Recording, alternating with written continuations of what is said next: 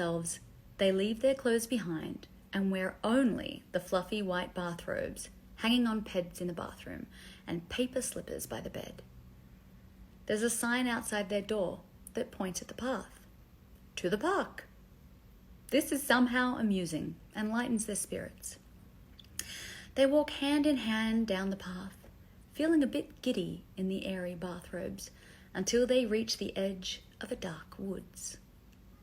It's like that painting in the railway hotel, he says, somewhat apprehensively. Don't be silly, she says, reaching into his bathrobe with an electric fingertip. No one else is here. Let's find a place to dance. In the middle of the woods, they discover a grassy, sunlit meadow, which may be the motel's namesake park, and, shedding their bathrobes and slippers, they surrender once again to the disciplined freedom of dance. They swoop lightly around the meadow, feeling one with nature and each other, their dreamlike movements fluid and delightful.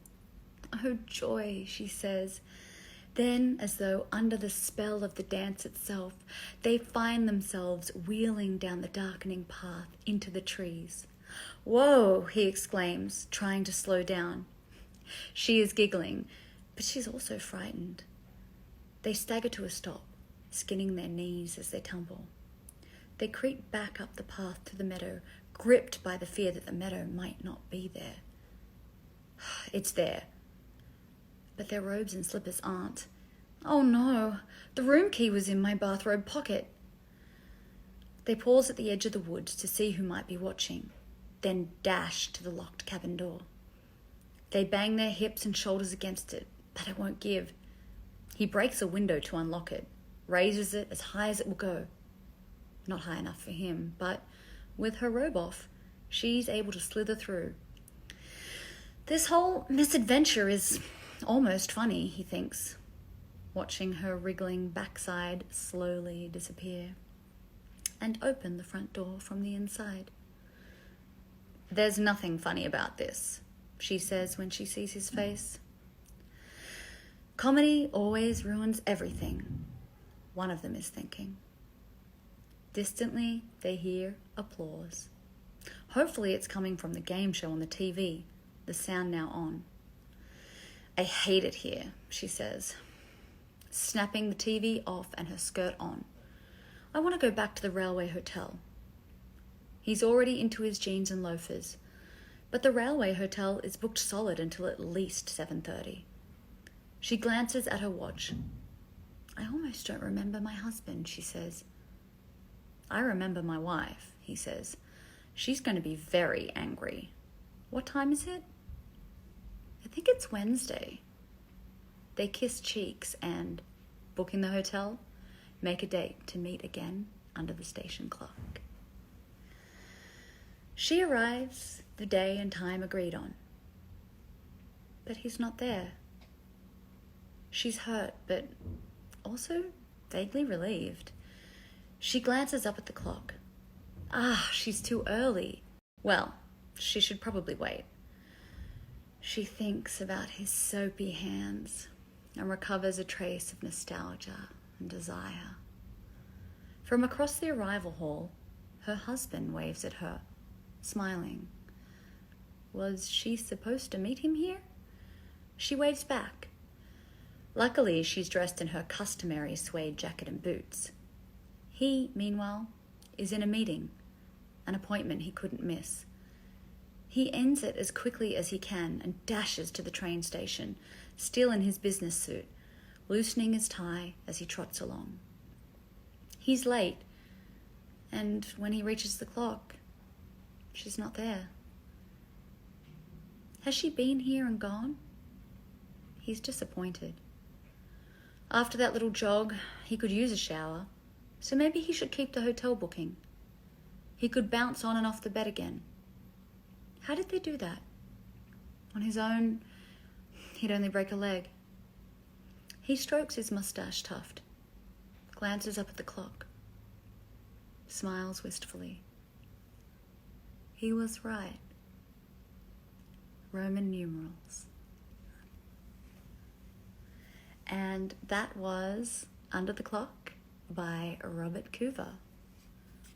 What did you think? If you liked it, send me a love heart, press like. Let me see.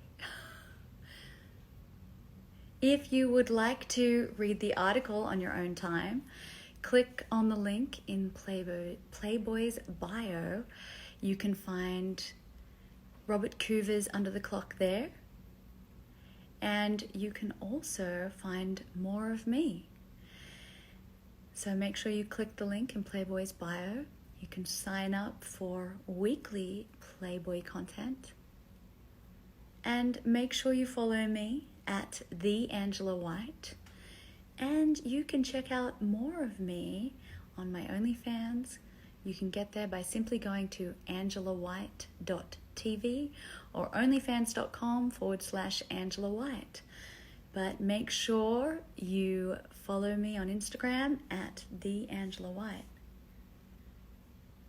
Oh, I'm so glad you enjoyed it. I loved reading to you all. Thank you. Thank you so much for taking the time to join me. It's been my pleasure to entertain you. Thank you for all those love hearts. I really appreciate it. You're all so wonderful. I hope you enjoyed Playboy Book Club. I am going to be back next week reading you another article. So make sure you tune in on Thursday next week at 5 p.m. I'm going to be reading Charles Beaumont's The Crooked Man. It's a very interesting story. So I'll make sure that I will be putting links to that story on all of my social media. And of course, at any time, just click the link in Playboy's bio. They will always have a link to the article for you to read along. I'm curious, how many of you read the article along with me? And how many of you just sat back and relaxed and allowed me to read to you? That's very true. I am doing something with Sophie D on Tuesday as well. On Tuesday, I'm going to be doing a Q&A with Sophie D. So make sure you come and log in to Instagram, check out Playboy's live feed, and yeah, watch me and Sophie D chat. You read it last night? You just listened? How many of you that just listened are now going to go and read it on your own?